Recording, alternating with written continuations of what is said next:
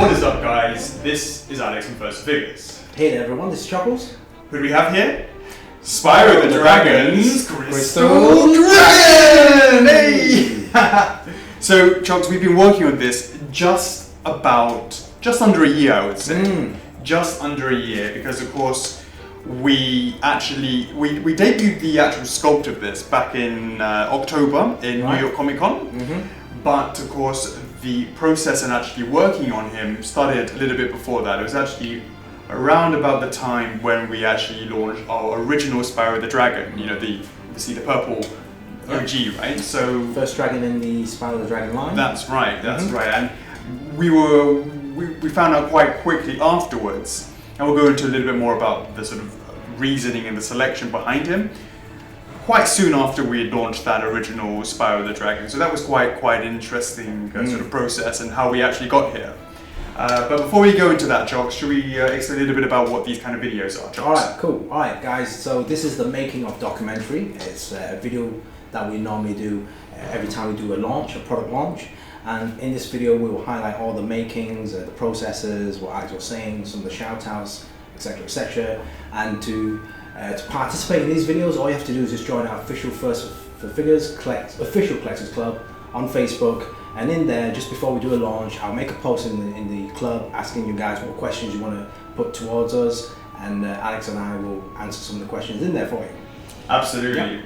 So do we have some questions today, Chocks? Yes, let's start off with a Ashley Lang. Did you ever think that this would be the next statue in the line for Spyro? So again, what I just sort of started off with talking about was the whole idea that we were quite surprised that we're actually working on him, and this really is a community feedback. And if you wouldn't mind, Chocks, would you read the next question as well? I think it's Before we move on to that, should we give this a spin whilst we start? That's a great idea, and I'm pushing blue tack there. We've moved on to the next level. It's all remote control now, Alex. Boom! I forgot. Alright, sweet. Awesome. Right guys, take a look at this 360 turn. Yeah, it looks good. Alright then, next question from Denise Kip. What input from the official Collector Club members was put into creating this statue as it is now? And was this statue even on your radar? So I really wanted to combine these two questions together. I think they cover a lot of similar points. And originally I had no idea that the Crystal Dragon was going to be the second in the line, or that we would even be making it at all. And that's quite interesting because it's really come from the fact that we've been working on Spyro the Dragon, and when we released Spyro the Dragon, as you know, Chocks, the community in the Facebook Collectors Club is really great at giving their feedback and opinions on what we should be making next and what other products people would like to see from the line. So when we announced Spyro the Dragon, we had a lot of new members join the club, and it was quite good to be able to then ask them, hey, would you guys be interested in this, and this? So some of the questions would be, would you be interested in Ripto? Would you be interested in Sparks? Would you be interested in, you know, I don't know, whatever it may be, money bags, egg thief, whatever it may be? And we polled this, and actually the most popular piece was a Crystal Dragon. People were saying, hey, we want to have the Crystal Dragon, we want the Crystal Dragon. And you know, Chuck, we're very accommodating. We tried our best. We always try our best to listen to what the fans want, and the Spyro fans really wanted to have these Crystal Dragons. At least that's what the polling sort of said. So when we go and get a license, typically we look at whether or not there's a range of different properties, or so different characters that we may do from that line. And with Spyro, we were a little bit concerned that it might people only might want Spyro only.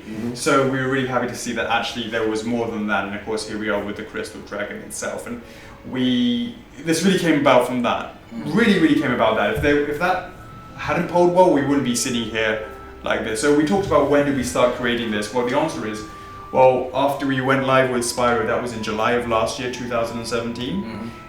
That's when we asked people, hey, what else do you want to see? And again, so whilst they would have come back and said, this is what they want to see, that's the first thing was really on our radar. So Denise is asking, when was it on our radar? The answer is, it was never on the radar until people showed us that it should be on our radar. Then in terms of, would it be the next in the Spyro line? hey, you know, to be honest with you, I would have thought it would have been something like Nasty Knock or maybe even Ripto or something like that. Would have been the next in the line, but ultimately we felt that this was probably the stronger one, and that was based on the community feedback. So when they said, so when Denise also asked what input from the OCC was put into creating this statue as it is now, well, there was definitely been input from the community when it came to actually making the statue, and then we'll go through that in the development process. But in terms of the actual input that they had in actually the selection, 100% is the answer. 100% was absolutely all about the input from the fans. So for sure. Yep. All right, cool.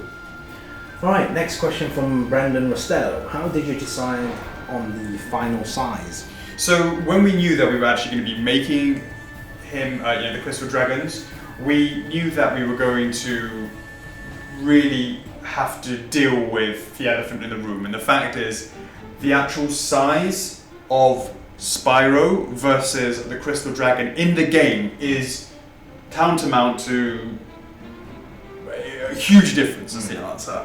And the reality is, it wasn't going to be very practical to keep it to scale. So we wanted to consider that the SPYRO Dragons are significantly bigger in the game, and therefore make it bigger than SPYRO, but not make it to the point where it's actually it became quite cost prohibitive for people to actually collect it. There's no point in making something amazing and to scale if no one can actually have it in their collection. Not only to do with the cost, but even to do with the size of the collections. You know, Chocks? Yeah. So, we're seeing that statues are getting bigger and bigger and bigger, and a lot of people are sort of having a reaction to that and it's something that we've always sort of been keeping our eyes on as well. So, definitely we wanted to keep it more into a more manageable size, Chocks, and it really actually had a lot of influence with the club, because again, Denise asked what input do we have from the OCC into creating this statue. Again, 100% for selection, but they also had quite a lot of influence in the actual sizing as well. Yeah. So when Brendan is asking the actual size, well, the OCC came back, we gave them some size references. Hey, this size versus that size. I think I gave a couple of options, and whilst considering those sizes and considering the actual final price, we ultimately went with this one. And I think, Chocks, we went with the right decision. It is a beautiful size. It's got a lovely, lovely presence to it. And when you see it next to, we'll be doing some comparison shots, of course, with the OG SPYRO. You'll be able to see them next to each other. They look really, really good. I mean, of course, SPYRO, in comparison to the game, is bigger in relation to the Crystal Dragon, but of course, when you see them together, the SPYRO Dragon is much smaller than the Crystal Dragon itself, but maybe just to do with the wingspan and all that sort of size. And they look really great next to each other. All right, cool. Next question from Brenton Friedley. How many different green colors do you go through trying to get the right look? Okay, so what I wanted to say about that is, Chocks, why don't we use this question as a way to sort of talk a little bit more about the sculpt, the design, and how we actually got here. Brenton asked, how many different green colors did we go through? And the answer is a lot. Yes. Now, I want to start with a couple of things. People having the perception that it is a easy piece versus a not easy piece, and I wanted to sort of really talk about that a little bit more. And the reality is, we knew what we needed to do. There was no sculpt concern about the pose. We knew what we had to do was take what was in the game and boom, make it into the physical version itself. And that was all we had to do. So there was no concept about, hey, should the anatomy be like this, should be like that. In that respect, super, super easy peasy lemon squeezy. But that's not actually that easy, in the sense that, yes, we knew what we had to go for. We knew very, very quickly, early on, exactly what we had to do. That's not the problem. The actual sculpting of it wasn't that easy. We had to really consider each plane and how it represented, because we're working off of really low resolution artwork. Well, not even artwork, I should say. We're talking about, I can't begin to tell you how my eyes have deteriorated and the increase of my glasses have had as a result of staring at those low pixelated videos on YouTube in order to really kind of see the shaping of it. But ultimately we got there. I'm really, really happy how it came out. But we really had to consider the plane on the head, the sides, the cheeks, the chin, the body itself, how the feet stand, the way that the tail connects into it. All these different things we really, really had to consider. And even if you look at, for example, at this area here, right, you could have just made this one level, but actually we had multiple planes. And you can find that there are tons of different planes in there that we could have simplified it even more. But we actually wanted to, and we could have cheated quite a lot actually as well, have it give it a little bit of roundness just to sort of give that shape to it. But we wanted to really give it that polygonal feel, which is what it is in the game. And that's, not only is it, I think it was a really great example at the time of the limitation of the actual game itself, but also considering the fact that this is supposed to be a crystal dragon, it's supposed to have those shapes, those planes, those shapes, kind of like cut crystal, if that makes sense. And that's really what we were going for, and that's sort of what we managed to achieve. And again, it's all about this almost like a paper craft, a kind of origami kind of style, except for, of course, this time it's in a resin PU sort of material. So, you know, in terms of actually sculpting, it was challenging. But of course, once you could get the shape right, what was sort of easy about it, of course, is that at least from here to here, Chocks, and chewing the legs, all of it is mirrored. So if you get it right on one side, if you get it right, if we're going to ignore the tail here, if you get it right on one side, it's exactly the same on the other side. So that was quite easy in that respect. But of course, in order to make sense, of course, you could have actually wanted to continue it. The tail would have just gone straight backwards, it would have been super easy. But of course, it curls round, and it curls round just like in the game as well. And it's got some length to that tail, Chuck. So you see how far it comes down? Yeah. All the way down to here. The tail snakes around, and boom. And again, it's not snaking in a kind of curved way. It's very, you know, cut in that sort of style. So yeah, what do you think about that, Jocks?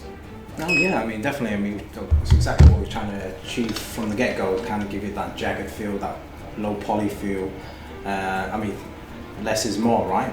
So again, it's that simple shape, but this is one of those pieces where when you have to really look close to it to see the different paint hits. And you know, like I always recommend guys that, you know, with statues, handle with care. You know, try not to touch it as much. But this one, I would definitely recommend guys to actually touch it, feel it. You can see the different ups and downs of these polygonal shapes. Some go inwards, some go outwards, and yeah, it's one of those statues where you can actually, I would actually recommend folks to actually feel it. Yeah, so we'll go into a little bit of that as well, but you know, in terms of feeling it, I know you like to touch your statues now, Chocks, but yes. now you let it loose, you let it out. What you do in the privacy of your own home, mate, you know. This is the statue to touch. Well, if you actually touch it from a point of view, actually feeling the shapes and the angles of it, you're absolutely right. Because sometimes the wings, it goes in and out. And right. It's sometimes, if you look at it flat, straight on from the side, it gives off this very depth, like an illusion, like is this actually inwards or outwards? Yeah, and you almost have to touch it to find it out. Yeah, that's right. And it's like those YouTube videos of how to make all those makeups that I don't watch. That sort of like having contours of noses that never existed. Yeah. Just by adding a bit of shading. Yeah, right. Just to give it some extra depth. And it has that kind of effect right here, right, the spot there. Right. That sticks out for me anyway, as I look at it from the side. Right. Yeah. Absolutely. Now, that's the sculpt work, Chocks, of the actual dragon itself, and then let's talk a little bit about that paint work. We kind of briefly talked about it, but you're absolutely right that this is full of subtle paints on this. Now, people will look at this and go, "Oh yeah, it's a green." Now, Brenton asked, "How many different color greens did you go through?" So let's talk about what we originally did. When we first made it, Chocks, boom, all green done, and we looked at it and we went. Yeah, you know, it looked pretty rubbish. And we went, alright, all green with some shading. And you know what, Chocks? It still looked really rubbish. And hopefully what I'm gonna do is do some overlays around about now where we can sort of see how it looked originally with just the green, the solid green look to it, and it did not look very good. When we conceptualized this, we thought, hey, you know what, this is gonna be pretty easy to make, it's gonna be straightforward, the paint job's gonna be easy. We were so wrong in that respect. I can't begin to tell you just how many paint hits there are in this. Yes, you might look at it and goes, oh, it's green, but it's not just green. There are so many different shades of green in here that it really is a complicated paint job. It is a really complicated paint job. Now, this is not needlessly, aimlessly painting it green and different green shades. Now, Chocks, let's go through the different colors of the green. Because what I want when we go through this and you listen to when we talk about the different shades in there, it's not just the different shades of green, it's the placements of the shades of green. We'll go through that a little bit later on, but let's talk about the actual different greens there are, Chocks. So what color greens can you actually see? So let's start with the different shades. Now, you can start with wherever and say what kind of green that is. And Alright, straight away for the bright ones. Let's go for the bright ones. Alright, let's go for the bright green, right at the edge. So what you're seeing is the greening of the actual internal, we'll call it the webbing of the skin of the wing. So if you look at the wing itself, this over here, if you consider it to be a real dragon, this would almost be like the bone area, right? And this is the kind of webbing area, do you know what I mean, in terms of the, the skin between the wings. So the skin between the wings, that webbing area is in this lighter green, but it's not just one solid green, is it, Charles? No. There's actually, if it's very subtle, I don't know if you can catch off the light, there's a line that goes along there. There you go. And there you can see this kind of like very faint whitish highlight. And it goes along that crease. And that's because, again, touching the statue now, you can feel there is a very, very subtle, sort of tiny subtle, maybe you can... It's like folding a paper airplane, right? If you very subtle along. The harder you fold a paper plane, the going along here, right? The obvious the creases. So yeah. I mean, you can definitely see the crease, but do you actually feel that semi goes in, it kind of comes out on this side, or you can feel it more coming out on this side. On the other side. And this it goes in a bit more, so it has that on the. Can you sort of see? Maybe you can see it. It's more obvious if you look at it from either way. There. You can see it going along that. Yeah. So you just said it starts with a lighter green, and then you have the line going across there. And as it goes towards the, let's call it the bone, right? The edge. As it goes towards the edge of the bone, it gets darker and darker, and then you have kind of the, what do you call it? A kind of a very faint black wash that goes underneath the bone itself, going into a much darker green around the edge of the bone. And that's just kind of the base layer. Because if you look at it really closely, you can actually see specks. But going upon that, if you go along that edge along the top, we talked about the shading, Charles. There's tons of shading that goes across the middle of it there. Yeah. And then, what I'm showing on the screen here, you can actually see on the other side. I'm looking at the screen where you pointed at, so I can see from my side as well. Yeah, so along there is that darkness of that sort of darkness, and then directly underneath it is that original lighter green again. Yeah. So we have lighter green, whitish line, lighter green going across the white green going across that line along here.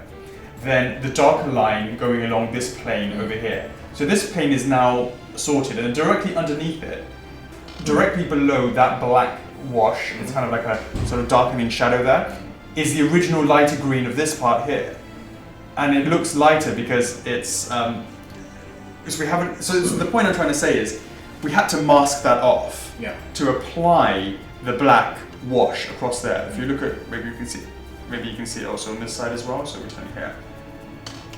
That black wash over there is spray painted on, and what you do is you do it by covering and masking this area here, the lower part, in order to maintain that original light green, and then apply that darkness across there. And do you know what that means, Shocks? We apply that logic, and it looks so much better than what we originally came up with. We had to apply that logic all over. The whole idea of having subtle shades of darkness followed by masking it off and having the original color of the green underneath it is full of that. it's full of this green, a shading green and a highlighting green, but done in a way, in a location that's masking it off as per plane. And so actually, do you know what? I'm going to actually make a bold statement and say it's actually harder to do this style than it is to do something like the SPYRO. And I'll tell you why, Charles. Because you've got to mask off each plane, and it's got to match up with the shape of the actual, shape of the sculpt itself. Yeah. There's no tolerance. It's the actual shading that gives off that extra depth, because there you go. Because some of the shading, sure, it blends in. For example, some of the green blends in with some of the darker shadings, but for each ridge or each crease, you want to call it, every single one of them is masked off. You can tell because there's some shading, kind of like spray paint, right? And then it goes into a straight, clean line. Exactly. And like some of the other statues we have, you usually just paint on the line to differentiate. So, as I said, I'm going to actually make a statement that this is actually harder than SPYRO to paint, and I'll tell you because the sculpt is the sculpt, and if you deviate from the sculpt and the clean line doesn't actually, it's not on the edge, and it kind of comes over it, you'll see instantly.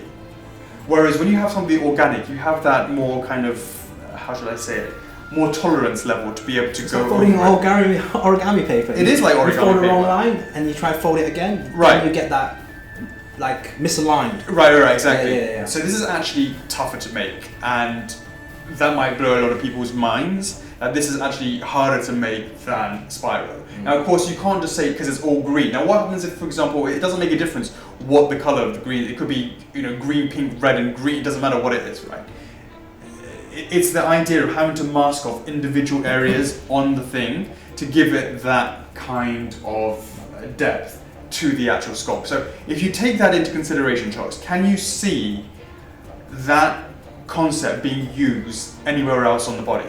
I mean, spoiler alert, I said it was all over, but why don't you take some examples, some specific planes on the body and bring some attention to it?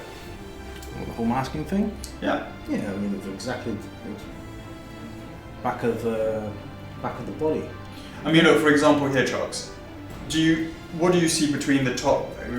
I'm doing it from this side, yeah. So let's look between this area, this surface, and the lower part. Yeah, I mean, for example, right exactly along the neck.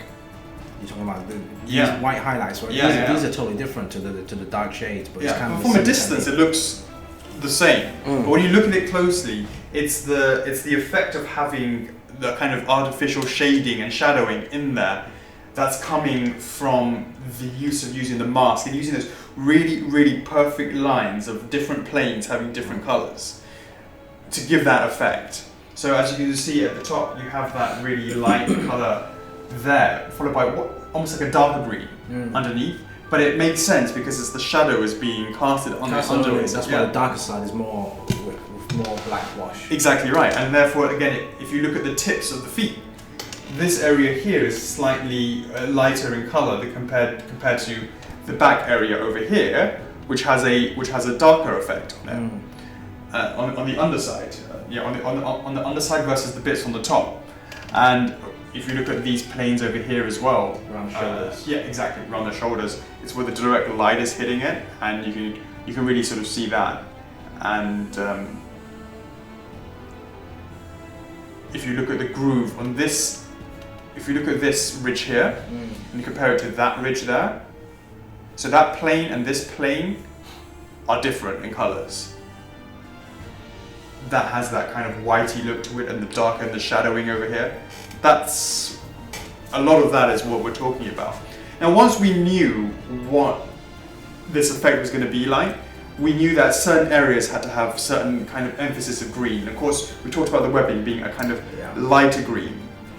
You can see that effect in the cheeks. Can you see that, Charles? Yeah. And it's not just a solid color; it has different effects in that as well. And where else do you see that light color green? Well, the back of the right. There you go. The mane, is it? There you go. The mane. That's right. So you can see it has a lovely three-part green. You have the light green here that you see here, and you see on the cheek. You have these the kind of skin or the kind of bone area of the wing and the body. All of it blends together and really, really makes a difference. As again, you would have seen that overlay and you will really see that the difference between this and that really is night and day. And we went through maybe at least two or three before we got to here.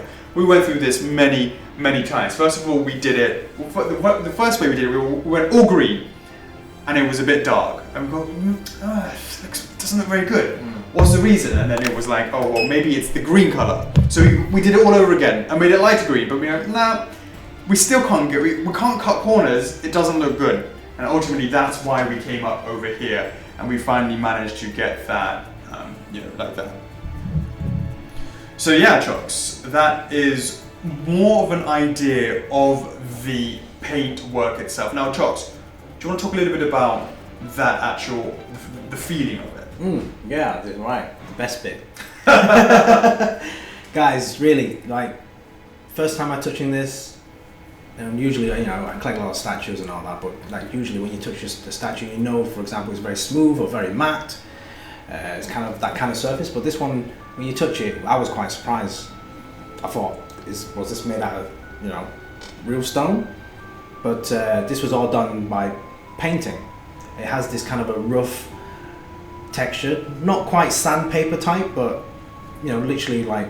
But quite different, isn't it? Yeah, it feels like concrete. That's what I'm saying. Was it this actually made with proper stone? But no, the painter that did this made an excellent job. Nice. Yes. Very. It's definitely one of those statues where you have to like touch it and think, what material was this made out of? I'll just stop that so you can touch it at your, Yeah, and talking about shading, one of the obvious here is the shading is darker at the bottom of the tail, and it's more lighter at the top of the tail, with the difference between the darker shades of green and the white highlights on the top. Absolutely. Yeah, so this is one of those statues that actually feels good as well as looking good. So, Chocks, let's talk a little bit about that base. The base, wow, massive. It's massive. That is all on the game. Can't blame me, Chocks. Exactly. Yes, the dragon needs to be sitting on top of the pedestal. As you guys know, to play the game, Spyro needs to come along and touch the pedestal. There you go. To release the dragon. Exactly, and it's exactly an in-game replica of what you see in the game. So basically, you get the pattern that's on top of the surface, and you get the same kind of a shading, that's kind of stone effect at the bottom of the base. Now we went through a few times. We actually forgot about this edging when we first painted it. We had to re-add this edging around there just to be a bit more, what's the word? Authentic to the actual game. And can we just focus some eyes on that actual surface? The top of it around this edge here. I'm not talking about the pattern. We'll talk about the pattern a little bit later on. But this area going around the edge has got this beautiful white again, Chocks. Again, it's not one color. A lot of people are looking at this. Oh, it's one color. No, it's not one color at all. Beautiful, beautiful dotted effect with whites going around the edges and the creases that are highlighted at the actual each sort of point, shall I say, each corner. Going down, so you have the surface, top part surface is a little bit lighter than the edges, and the edges are darker. Again, we have to highlight the fact that these are planes that we must have as a different effect than the top plane in order to give that effect of the darkness of the sides and the lightness on the top. So, can you see that, Chocks? The difference between the top and the sides. Look how much darker it is on the sides in comparison, and the dotted, almost mottled effect of the actual base itself. On the sides, it's much darker along the grooves in the middle. You see that, Chocks? And then it gets much darker at the bottom as well. But obviously you can still see it's the sort of same color going across, but it has a much darker shading going down to the bottom that then leads and blends nicely into this grey edge over there. Yeah, it's greyish purple stripe that goes around it. Yeah. Again, that's directly from the game itself. Team accuracy.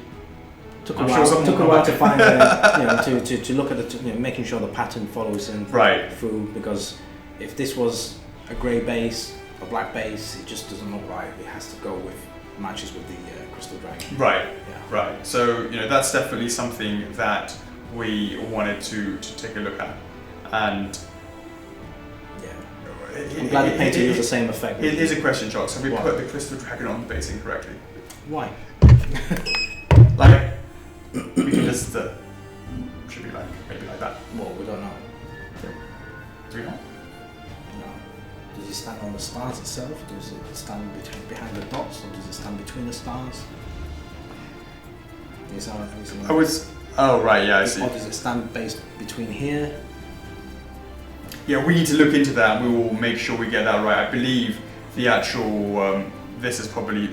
Well, the guys, when they put it on, they can place it wherever they want. Well, yeah, they can place it that way around, but I just want to be just making sure that we just make sure on that as well later on. Yeah, for sure. All right, cool. So this is the this top surface part again was quite challenging for us to actually get that from the references in the actual game itself, but we managed to get this beautiful effect on there, and it looks really, really great. It really complements the entire piece itself to have that pattern and that design on the top and being represented like that.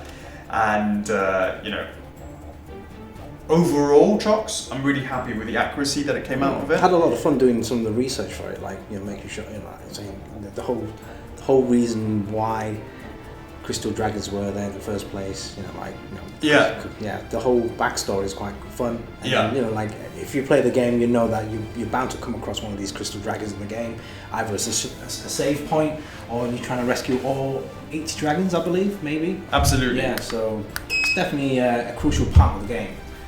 Yes. Now, last but not least, Chocks, obviously those horns. Love me a bit of that gold.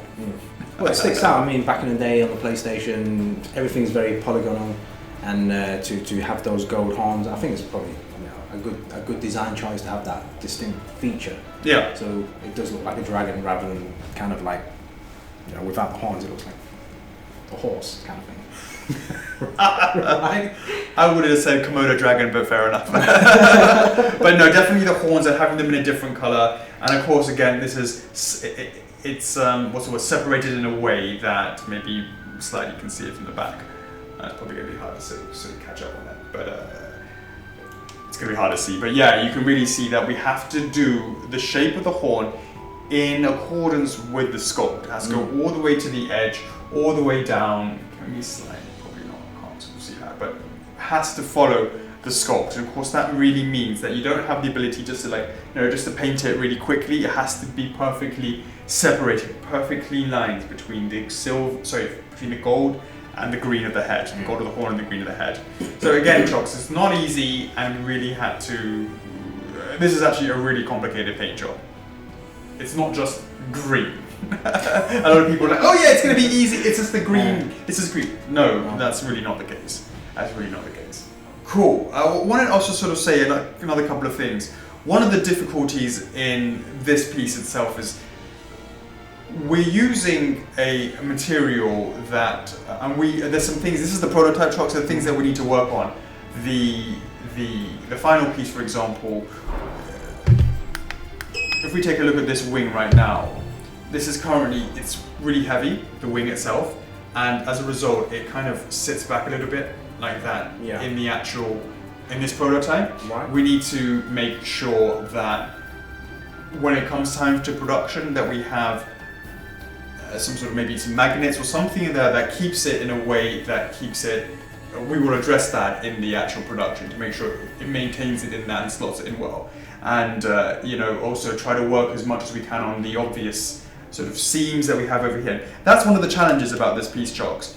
Actually, when you come to making resin pieces like this, resin quite easily warps and deforms, and we're having to use a PU type material that actually is better for this. But the problem with that, of course, is the molds can't be reused very often. Normally you could probably get 50 to 75 per mold, maybe more, on a typical thing, where slight differences and slight variations, a slight rounding of the, let's say, of the spikes is okay on an organic piece, but for this crystal dragon, that's not okay. So actually the use of each mold is dramatically reduced, meaning that it increases the cost because we have to keep remaking the molds from the original sample, from the original mold master, tooling master.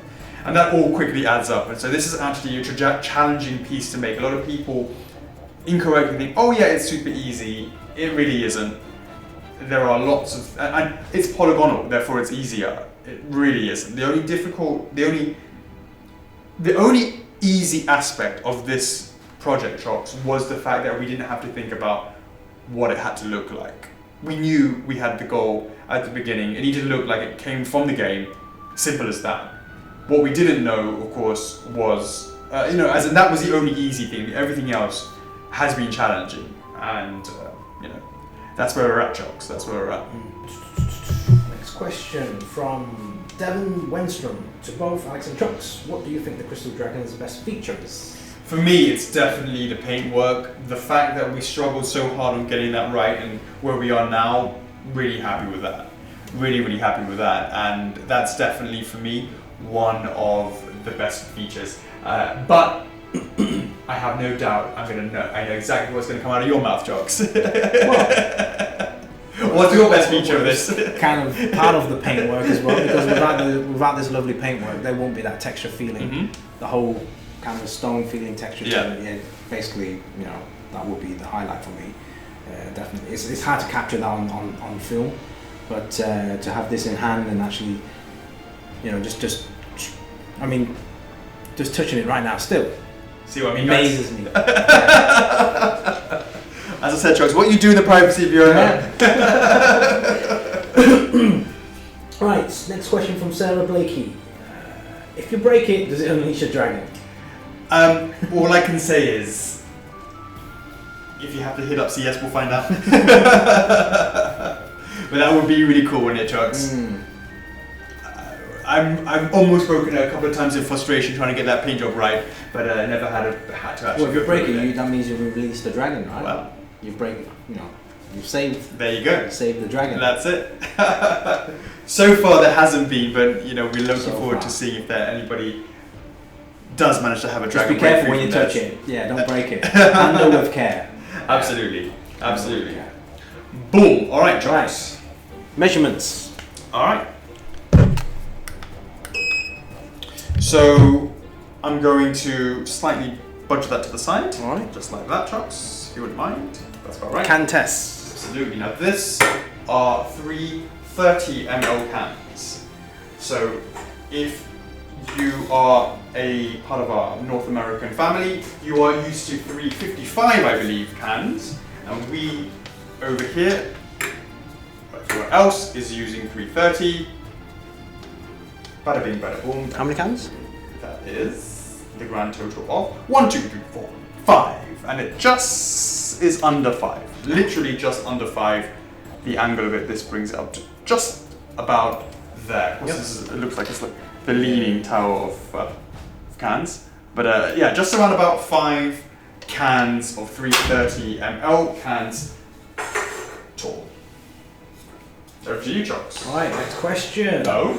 Not next question. Is there no your measurements. My measurements? Yes. I see 2 measurements here.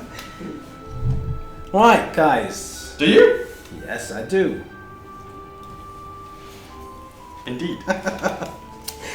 Alright, measurements. Okay. Get your pen and paper ready, guys. This is going to be a little bit more information, more detailed. Right, the height of the dragon.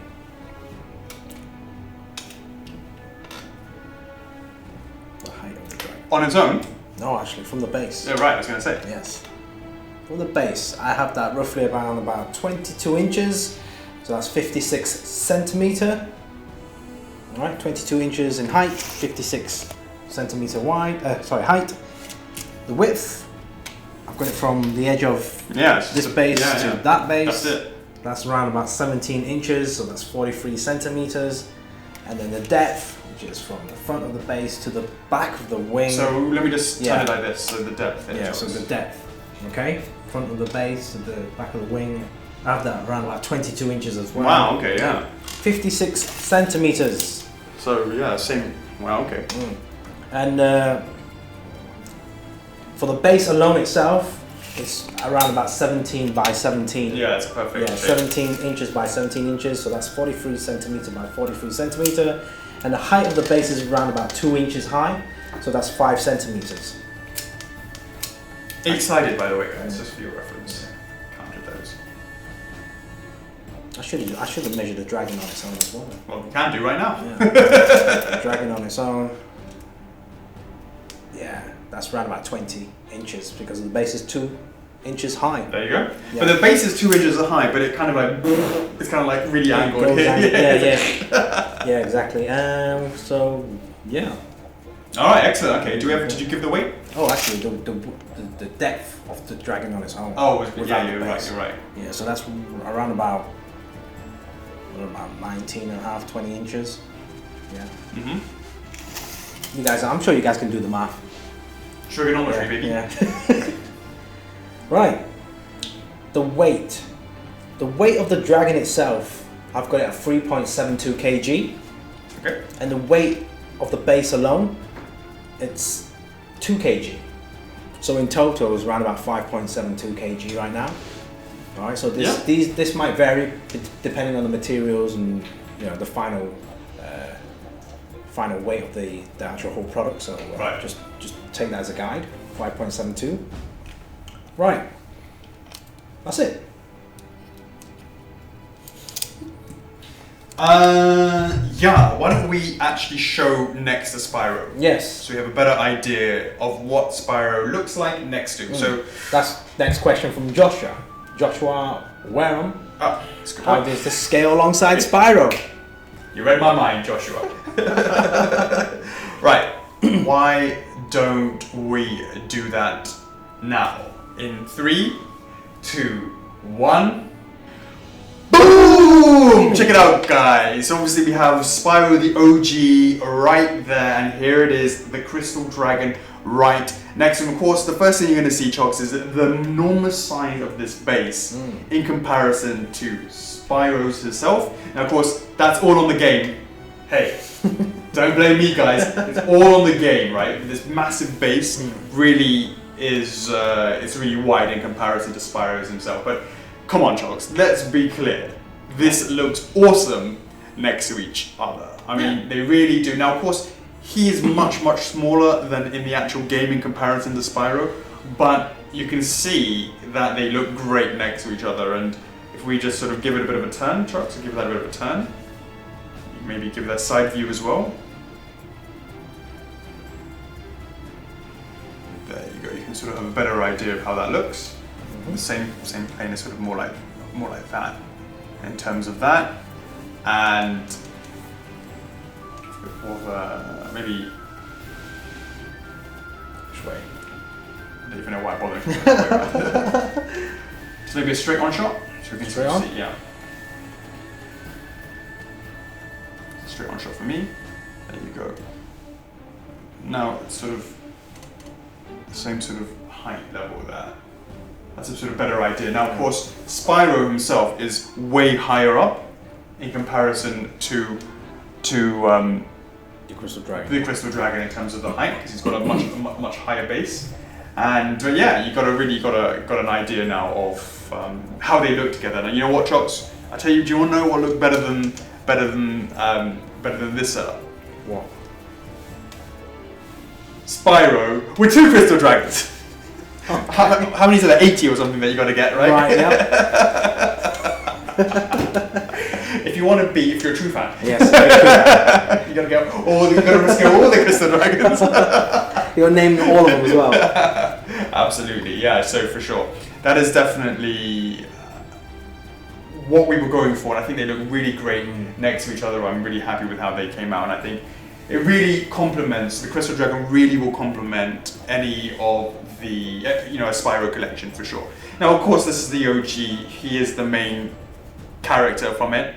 And of course, if you have a Spyro Dragon collection, obviously with this piece as well, this next to it really helps that, I think, really helps that. So cool, Chocks. Now, let's just be clear about something, Chocks. This is the exclusive the regular version of the Crystal Dragon. Yep. And for those that follow us know, typically we release something other than the regular. And of course, that is the exclusive version, Chuck. So should we talk a little bit more about the exclusive then? All right. All right. So what we're going to do now, guys, is we're gonna remove SPYRO first, and then we will come back and be showing you the exclusive version in 3, 2, 1. Boom! Check it out. Wait a second, Chocks. There's no difference. Did you? This is supposed to be the exclusive version. What? It's the same. Wait a second. Let me just give that a check again. It has. It's the same. Did you? A different shade of green, perhaps? No, I don't think that's it. Are you sure you got the right one? Well, there's 80 different dragons, right? Wait a sec. I think. Why don't we run a poll? F4F reward points up for grabs. Can you figure out what could the difference be? Have you spotted it? Easy peasy. Easy peasy. But of course, Chocks. We have a new turntable here. Thankfully, it's pretty quick. Very quick. Because in case you didn't spot it, bada bing, bada boom. What do we have there, Chocks? We have a big red danger button. Of course, when you see a red danger button, what do you want to do? You want to push it, right? Press it, yes. What I would say, of course, Chocks, is we will be changing that color, so it won't be red because it's kind of like a bit of an eyesore. But what on earth is that all about? And of course, before we push that button, what are these two little things over here, Chocks? Can you? There's a little bit of a round and it's almost like it's like a missing. It's like a almost finished divide symbol. Just needs another dot at the bottom. Okay, at the bottom. That's true.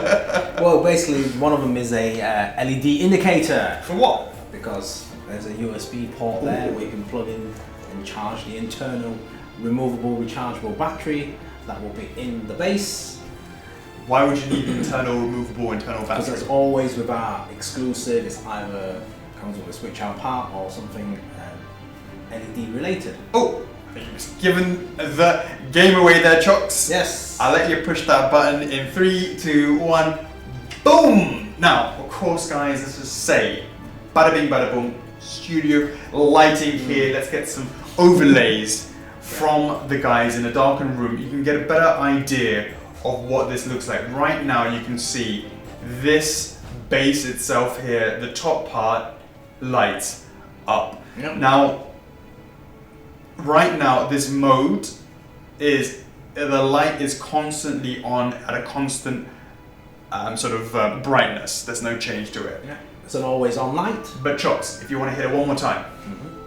The red button. Yes, please. Okay. Now, I don't know if you can see it. Again, more overlays could be done over here. Can you see it, Chocks? What do you see? It's pulsing. It's sort of going in and out, quite Very quick. Yeah, very quick. Yeah. Because it kind of is. Why do we do that, Chocks?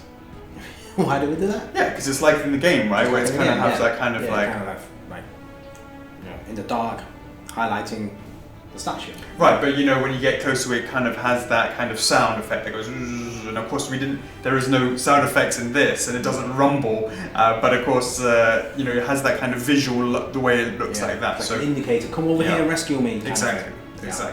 So, definitely we wanted to add that for the exclusive. Now, of course, the measurements for all of this is exactly the same. The weight, I'm assuming, is it the same?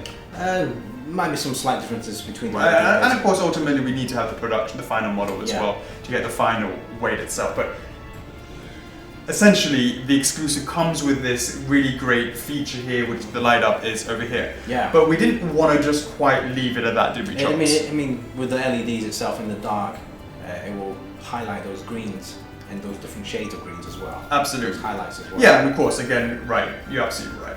Now, what I wanted to say, Chocks, of course, this isn't quite all for the exclusive. The exclusive comes with this beautiful, beautiful glow in the dark paint.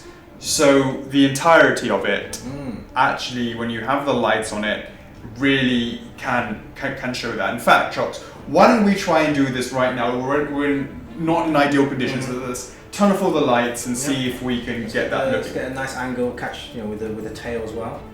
Yeah. Yeah. Hopefully, during this documentary, all the light in the studio would have been charging up that light as well. So why don't we do that now, Jocks? And we'll be back. In 3, 2, 1. Boom! Now, unfortunately, it doesn't actually come up too well on the camera itself. But of course, you can actually see the brightness and the movement and the effects of the base itself. Of course, the pulsing lights. Off completely, turn it on full mode, turn it on again with that pulsing mode. And with that, we're definitely going to have some overlays going on for the glow in the dark effect, which you can really see in real life. So with that said, let there be light in 3, 2, 1. Boom! Let there be light. And we're back. And we're back. So with those overlays for the glow in the dark, all that sort of stuff,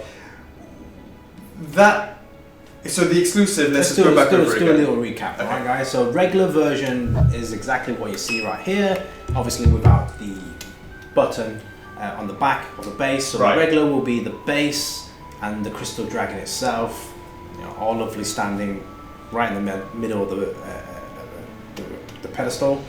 The exclusive version, it's exactly the same, but it will come with this extra button, USB charger port, and the LED indicator, with a removable rechargeable battery, which will light up the LED base, which comes in 2 different modes, an always on mode and a pulsing mode, and a glow in the dark paint job. There you go. Yeah, the full works. There you go. But all I would say, Chalks, is we've almost completed it, but there's something else that we wanted to throw in. Alright. And the exclusive version comes with, in addition to all of that. In addition to all of that. Alright. Don't talk to me or my son again. Have you ever seen that? Don't talk to me or my son again. It's like a big one of the sport, right? Yeah. So here we go, guys. We have here a golden version, a mini-me of the Crystal Dragon. And there's a reason why we have this, and it's in gold, Jocks. Right. Whenever you rescue a Crystal Dragon, there is an indicator in the actual HUD itself, right? Of course, in terms of how many you've rescued, and what comes out, of course, is a indicator, and of course, there it is. It will be shown on top. If you play the game, it will be shown in the middle at the top of the screen. So every time you rescue a dragon, it spins around on the screen, and then you have how many, 1, 2, 3, 4, 5, etc., etc., of these golden dragons. These golden dragons, absolutely. So we wanted to have that as part of the exclusive, just to sort of give a bit of the understanding of people who play the game. They understand why they have a golden version of the Crystal Dragon. Now I need to collect 80 of those. Well, what you could do, of course, is buy the exclusive version. It comes with these, and you get a free one of these ones as well. just FYI, that is not made out of real gold. That's right. What I would say is we haven't 100% decided on the final materials of this job, so we're going back and forth on what it will be, but at least you can have an idea of the size and the effect of what it's going to be like. And we haven't 100% got to that stage yet, but we're sort of going into that. But how cute. Me and my son, don't talk to me or my son again. Right there. Oh, Jesus. Look at that. Cute! I like that. Turn it more that way. So give that a bit of a turn. So we didn't actually, how long did it take for us to come up with that? We knew quite quickly that we wanted to have a little something extra as well. And we really wanted to, we were thinking back and forth, and you know what, it really made sense to go all out for the Crystal Dragon. Yeah. For the exclusive, to have that little extra bit in there, which really makes sense. And again, it's like an added complement to any Spyro collection that you might have. So let's recap that one more time, Jocks. Right, so yes, the regular version obviously it will just come with the statue itself on its own, bare bones, and then the exclusive version will come with the LED light up base with 2 different modes, pulsing and always on, and also comes with the full glow in the dark paint job, and then with this extra little mini golden dragon as well as part of the exclusive package. What a great additional piece for the entire collection. For if you're a Spyro fan, I really hope that you guys agree that this is something that you want to have in your collection. It really complements that. And of course, why don't you even? We were semi-joking, kind of joking, about saying getting all 80 of them. But what we did actually think that these would actually make fantastic bookends. Yeah. They would make fantastic additions that some people may actually want to get more than one because there are so many in the game. Yeah.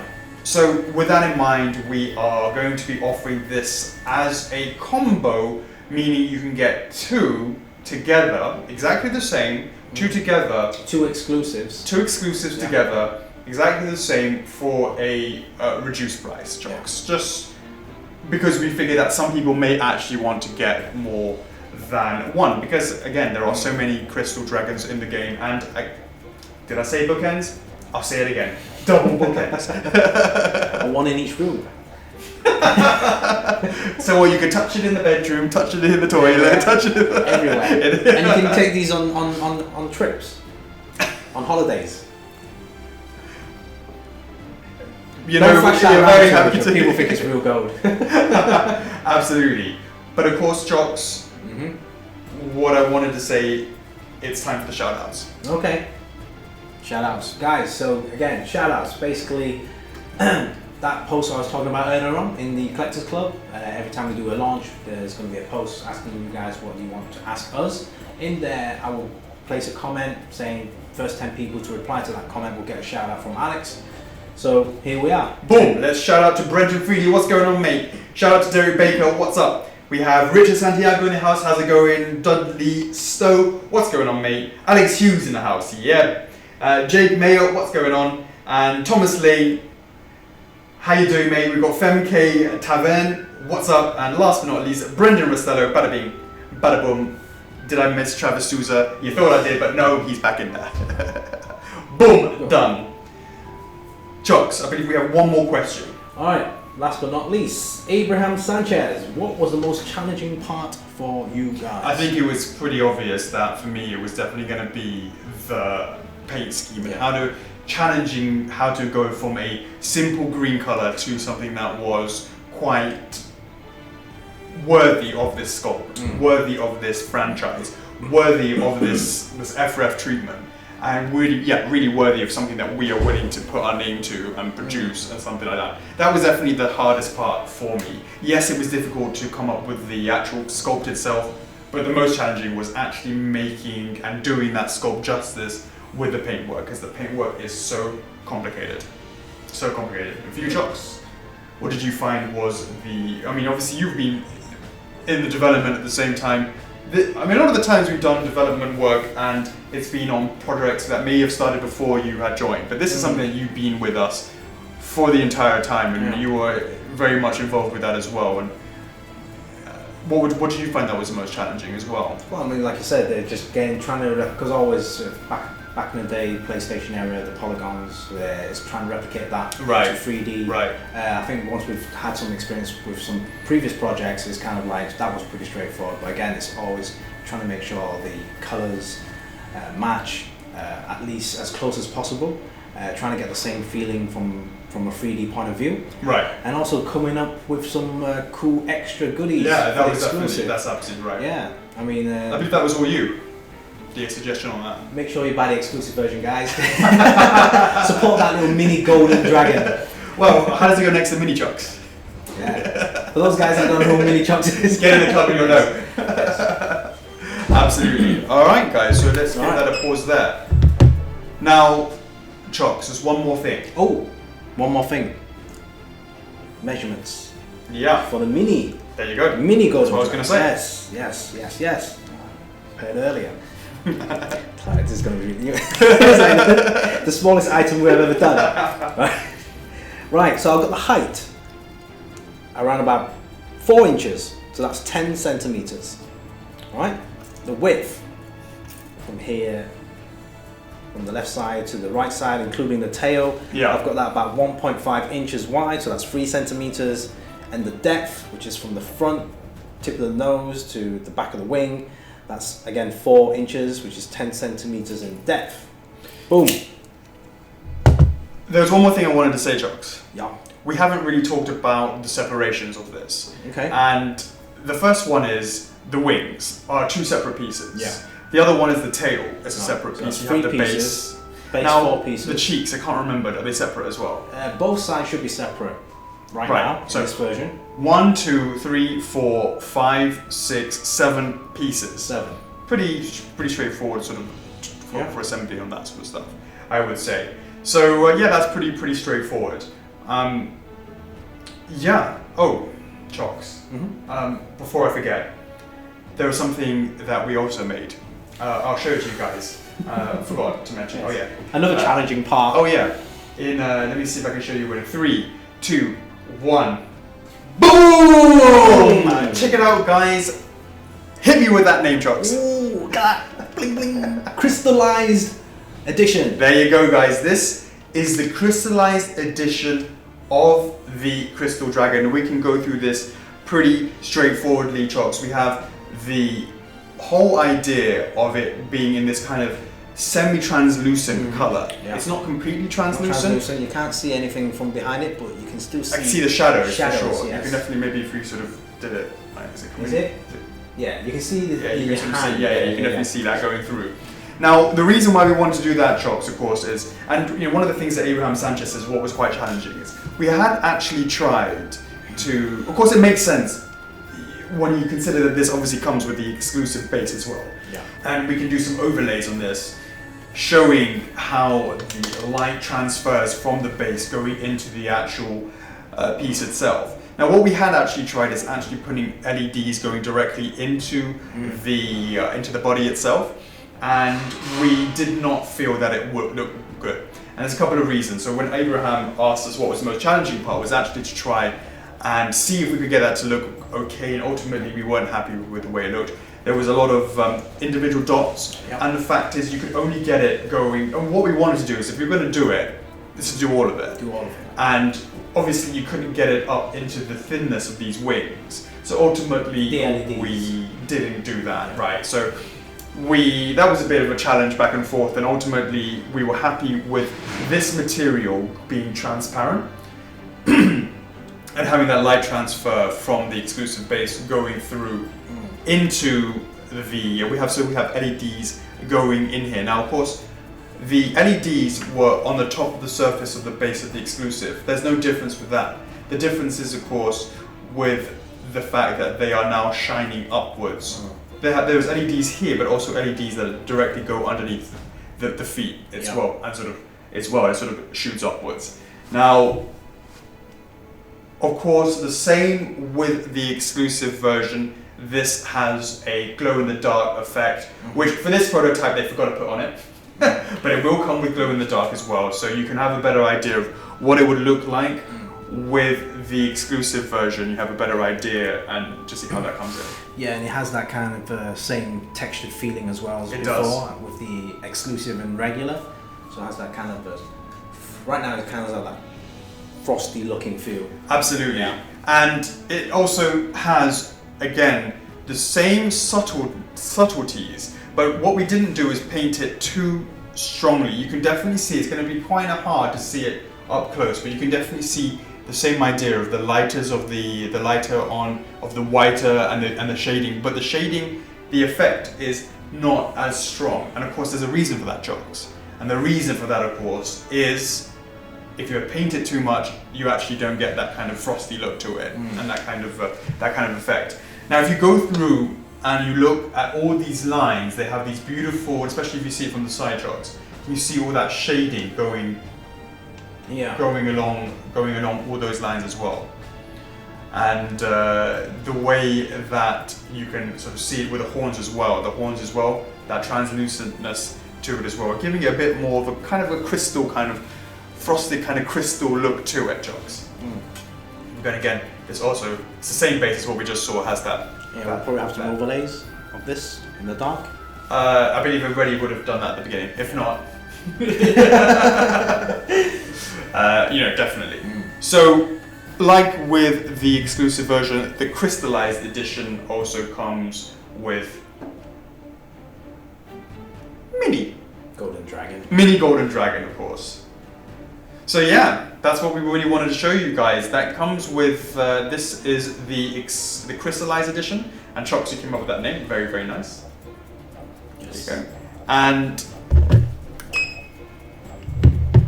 the height, the size, exactly the same. Should be the same, yes. In terms of the difficulty of making this, it's actually a little bit harder because it is translucent resin itself. So that's actually pretty difficult to do. And you know, definitely we had to pay a lot of time with actually the kind of the sort of shading and the hiding of the joint mechanisms in there, so to give that kind of frosted look to it. But ultimately, really happy that we're having this edition. Likewise, with the exclusives, we will be offering a combo version of the crystallized edition. Indeed. And this crystallized edition will come, you will be able to get a pair, and it will have a discount associated with that accordingly. Yeah, so do let us know in the comments which version you like. The regular version, the exclusive version, or the crystallized version. Absolutely. Which version will you be going for, Chocs? Why not both?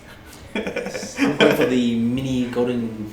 Are you going to go for two? I'm going for the mini golden dragons, and then I'm happy with whatever comes with it. Absolutely. So, guys, that is pretty much it. Chocs, is there anything that you want to add?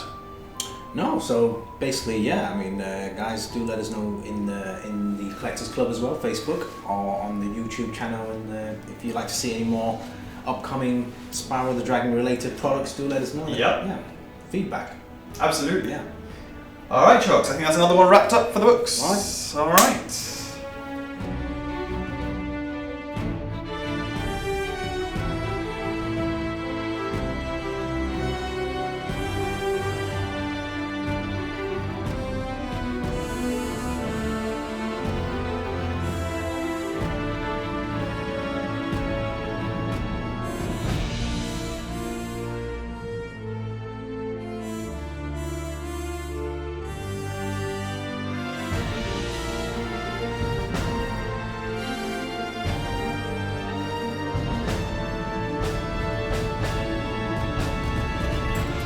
Alright, Chocs, I believe that's pretty much it, but why don't we just take one more look and see them all together and have a better idea, and bring back Spyro. We'll have the exclusive version, Spyro, and the crystallized all next to each other, so people can get a better idea of what that might look like. So why don't we show that in 3, 2, 1, boom! Check it out, guys. Obviously now we have the two crystal dragons next to each other, of course, with Spyro and mini crystal dragon down there in the middle. Of course, Chocs, you have the exclusive version in front of you, and I in front of me have the crystallized dragon in front of me, and right, of course, here is mini dragon, of course, mini golden dragon, Spyro right at the back. Now this, again, as we said, you can imagine what it looks like to have two. Of course, these are two different versions. Probably it makes, for us, we believe it makes more sense for people to be buying two versions of the same, because it's a bit more consistent with the game. And of course, does your crystal dragon look more like this, or does it look more like that? You know, those are the choices that we're giving you guys as collectors for that. So yeah, Chocs, that's pretty much wrapped up. Is there anything that you want to add before we go?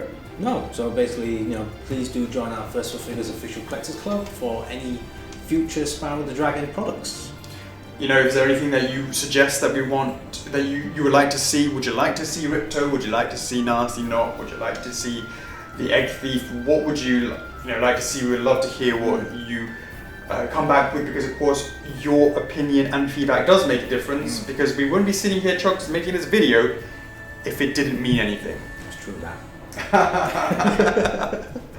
Alright then, Chocs, that's it. Alright. I'm your host Alex. And I'm Chuckles. F4F is love. F4F is life. And we'll see you in the next one. Peace! Laters!